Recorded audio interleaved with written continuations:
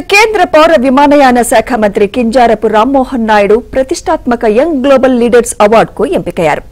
ప్రపంచ ఆర్థిక వేదిక WEF ప్రపంచవ్యాప్తంగా 50 దేశాలకు చెందిన 116 మందిని ఈ అవార్డుకు ఎంపిక చేయగా వారిలో 7 భారతీయులున్నారు.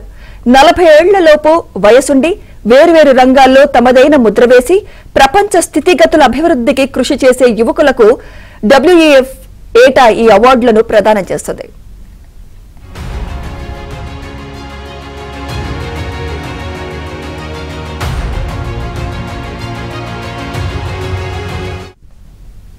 భారత్ నుండి రామ్మోహన్ నాయుడుతో పాటు ఓయూ వ్యవస్థాపక CEO రితేష్ అగర్వాల్, పర్వతారోహకుడు అనురాగ్ మాలు, నిప్మాన్ ఫౌండేషన్ వ్యవస్థాపకుడు Nipun Malhotra, next big innovation lab వ్యవస్థాపక MD Alok Medikirapu Anil, Boston consulting group MD Natarajan Shankar, penguin random house India ఉపాధ్యక్షురాలు ఎడిటర్ ఇన్ చీఫ్ మానసి సుబ్రహ్మణ్యంను ఈ అవార్డుకు ఎంపికైనట్లు WEF తెలిపింది. కాగా అత్యంత ప్రతిష్టాత్మకమైన అవార్డుకు ఎంపికైన రామ్మోహన్ నాయుడుపై సర్వత్రా ప్రశంసలు కురిపిస్తున్నారు.